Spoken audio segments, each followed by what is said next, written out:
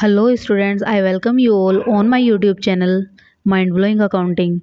Today I would like to discuss with you Central Bank. The Central Bank is an apex bank. Central Bank क्या होता है? Supreme power होता है.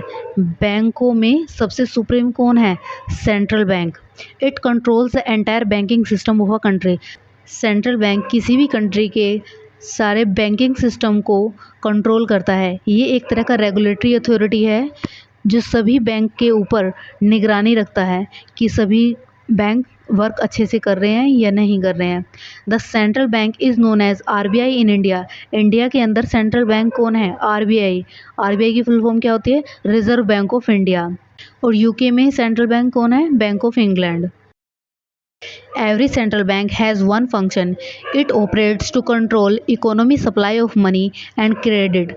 सभी central bank का एक मेन फंक्शन होता है जो इकोनॉमी के अंदर सप्लाई ऑफ मनी को कंट्रोल करना और क्रेडिट को कंट्रोल करना. ये इसका क्या है? मेन फंक्शन है. वैसे तो बहुत सारे फंक्शन हैं. जो रिलेशन कस्टमर का बैंक के साथ है वही बैंक का रिलेशन आरबीआई के साथ है. इट मीन्स आरबीआई डील करता है बैंक के साथ. और डील इसलिए करता है कि जो कस्टमर है, कस्टमर का जो ट्रस्ट है बैंकिंग सिस्टम के अंदर वो टूटना नहीं चाहिए. और कंट्री के अंदर इन्फ्लेशन, डिफ्लेशन, ये सारी सिचुएशन कंट्रोल होनी चाहिए. ऐसा ना हो बहुत ज़्यादा इन्फ्लेशन हो जाए या बहुत ज़्यादा डिफ्लेशन हो जाए, ऐसे सिचुएशन ना हो. तो इसलिए आरबीआई पहले से ही क्या करता है? कंट्रोल रखता है. Functions of central bank. First one is bank of issuing notes. ये मैंने आपको पहले भी बताया था. ये इंडिया के अंदर रिजर्व बैंक ऑफ इंडिया ही नोट छापता है. इसके अलावा कोई भी बैंक अपने नोट नहीं छाप सकता. 20वीं सेंचुरी तक इंडिया के अंदर सेंट्रल बैंक को बैंक ऑफ इशू के नाम से ही जाना जाता था. लेकिन आफ्टर 20वीं century it is known as reserve bank of India. Reserve bank of India establish कब हुआ था? 1934 में. लेकिन आरबीआई का नेशनलाइजेशन कब हुआ? 1949 में. जितने भी नोट आरबीआई इशू करता है हम उसको अनलिमिटेड लीगल टेंडर मानते हैं. अनलिमिटेड लीगल टेंडर का मतलब क्या हुआ? उसको इकोनॉमी के अंदर लीगल टेंडर की तरह एक्सेप्ट किया जाएगा और आप सेल और परचेज कर सकते हो और उसको अनलिमिटेड टाइम तक सेव भी कर सकते हो और कोई भी उसको एक्सेप्ट करने से मना नहीं करेगा. लेकिन तब तक मोदी गवर्नमेंट क्या नहीं करती? उसको डिमोनेटाइज ना कर दे. All notes are issued by RBI except 1 rupee note. ये मैंने आपको पहले भी बताया था कि सभी नोट आरबीआई छापता है, लेकिन 1 रुपये का जो नोट है उसको मिनिस्ट्री ऑफ फाइनेंस छापती है. Next one is banker to the government. Government कौन होगी? सेंट्रल गवर्नमेंट हो चाहे स्टेट गवर्नमेंट हो, सभी के लिए बैंकर कौन है? आरबीआई. आरबीआई गवर्नमेंट के लिए बहुत सारे काम करती है. Like as a banker it manages account. Banker के रूप में ये क्या करेगी?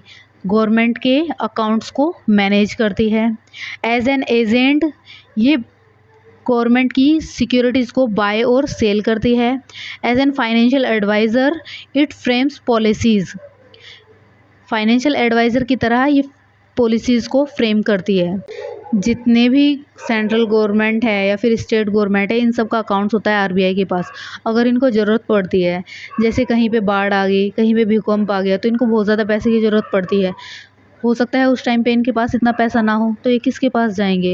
ये लोग आरबीआई के पास ही जाते हैं. नेक्स्ट मैंने एक पॉइंट और लिखा है यहाँ पे, डेफिसिट फाइनेंसिंग थ्रू बोरोइंग. इसका मीनिंग क्या होता है? इसका मीनिंग ये है, कभी कभी क्या होता है जो स्टेट गवर्नमेंट है इनका रेवेन्यू तो रह जाता है कम, लेकिन जो इनके एक्सपेंसेस है वो हो जाते हैं ज़्यादा. तो उस सिचुएशन में क्या होती है, जो उनके बीच का गैप है उसको कौन फिल करेगा? उसको ये आरबीआई से लोन लेके फिल कर लेते हैं. आरबीआई इनको हेल्प कर देता है और लोन इनको प्रोवाइड कर देते हैं. Next one is bankers bank. Bankers bank का मीन्स क्या हुआ? बैंकों का भी बैंक. हमारा बैंक कौन है? आरबीआई. तो हमारा बैंक है नहीं.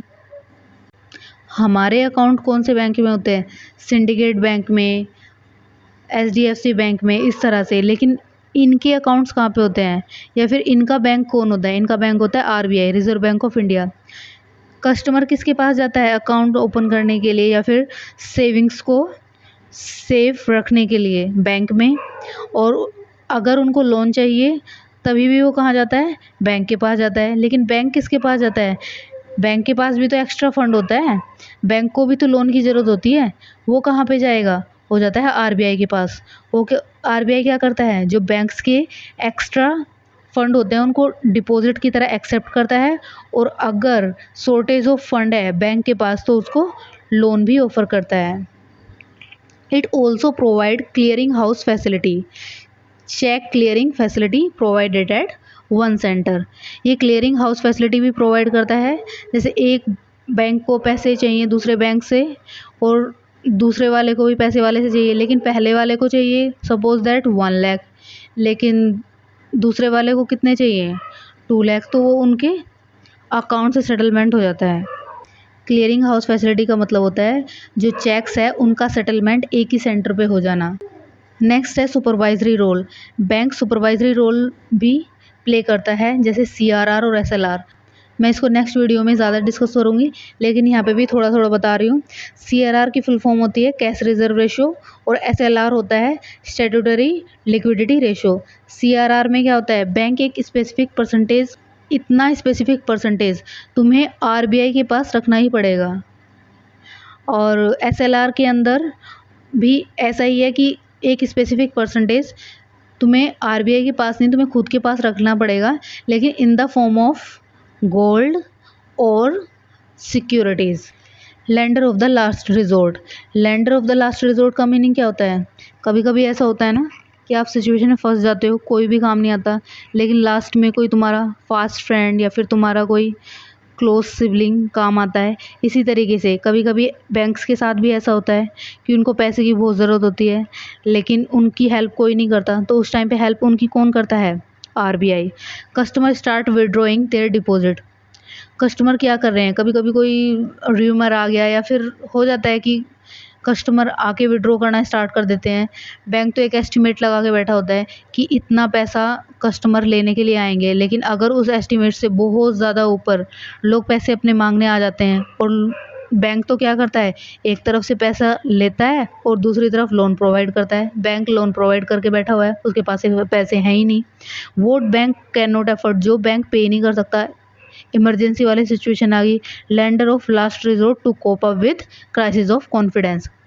तो उस सिचुएशन में अगर बैंक ये बोल दे कि जो पैसा तुमने हमारे पास रखा था वो तो मैंने किसी तीसरे बंदे को लोन पे दे दिया, अब मैं तुम्हें पैसे कैसे दूं, और लोगों को तो ज़रूरत है, तो उस टाइम पे लोगों का जो कॉन्फिडेंस है वो बैंकिंग सिस्टम से ख़त्म हो जाएगा। और लोग उसके बाद क्या, लोग तो वही सोचेंगे इस बार तो दे दिया तुमको, नेक्स्ट टाइम तो तुमको देने वाले नहीं हैं, तो उससे क्या हमारी इकोनॉमी का तो नुकसान होगा ना।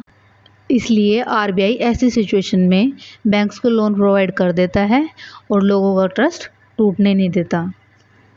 Next one is clearing house function. यहाँ मैं आपको एक एग्जांपल से बता रही हूँ। Bank A receive a cheque of ₹10,000 drawn on bank B, and bank B receives a check of ₹15,000 drawn on bank A। Bank A है, उसको बैंक बी से कितने लेने हैं 10,000, लेकिन बैंक बी को कितने लेने हैं ए से 15,000। तो जो इनका सेटलमेंट है वो किससे हो जाएगा, अकाउंट से ही हो जाएगा, पैसे ट्रांसफ़र करने की ज़रूरत नहीं होगी, और उससे हमें क्या हेल्प होगी, जो रिक्वायरमेंट ऑफ कैश है वो ज़्यादा नहीं होगी, वो रिड्यूस हो जाएगी। तो ये क्या हुई, बैंक की clearing house function. Last but not the least, control of credit. ये बैंक का सबसे इम्पोर्टेंट फंक्शन है, ये एग्ज़ाम में बहुत पूछा जाता है और बहुत बहुत बहुत ज़रूरी है, इसको अच्छे से देखना। कंट्रोल ऑफ क्रेडिट, इंक्रीज और decrease in supply of money. Money की सप्लाई को बढ़ाना और मनी की सप्लाई को घटाना।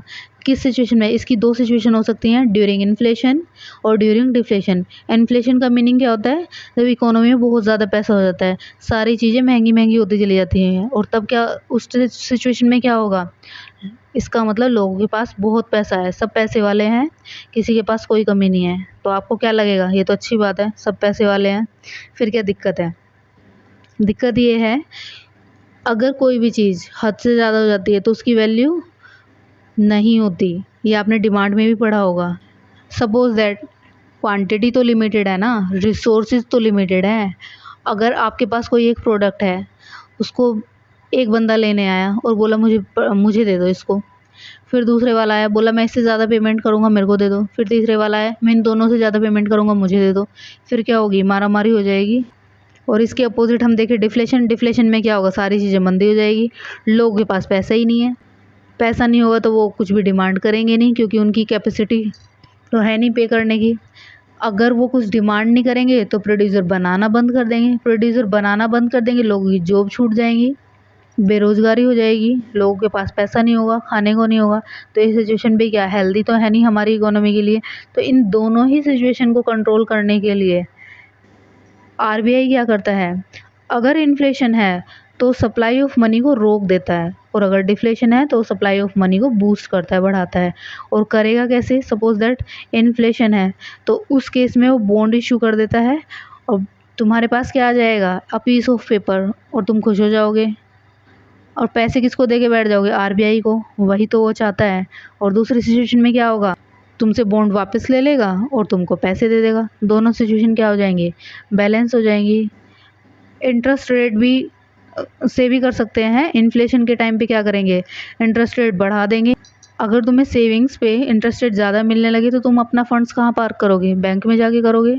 और अगर लोन प्रोवाइड करने के टाइम पे, लोन ऑफर करने के टाइम पे बैंक तुमसे ज़्यादा चार्ज करने लगे तो तुम क्या सोचोगे, हम क्यों लेंगे आज लोन, हम तो तब सस्ता होगा तब ले लेंगे। तो इस तरह से इकोनॉमी में क्या होगा, पैसा कम हो जाएगा। और ज़्यादा पैसा किसके पास चला जाएगा, आरबीआई के पास। यही वो चाहता था। दूसरा डिफ्लेशन में क्या होगा, इंटरेस्ट रेट कम कर दिया जाएगा। इंटरेस्ट रेट कम कर दिया जाएगा तो लोग क्या करेंगे, लोन ज़्यादा लेंगे, अपना फंड्स भी क्या करेंगे, जब इंटरेस्ट मिलना ही नहीं है तो अपने पास उनको यूज़ करना चाहेंगे। तो इसलिए इकोनॉमी में पैसा क्या हो जाएगा, ज़्यादा, लोग ज़्यादा से ज़्यादा लोन लेंगे और ज़्यादा से ज़्यादा खर्च करेंगे। सिचुएशन क्या हो जाएगी, ठीक हो जाएगी।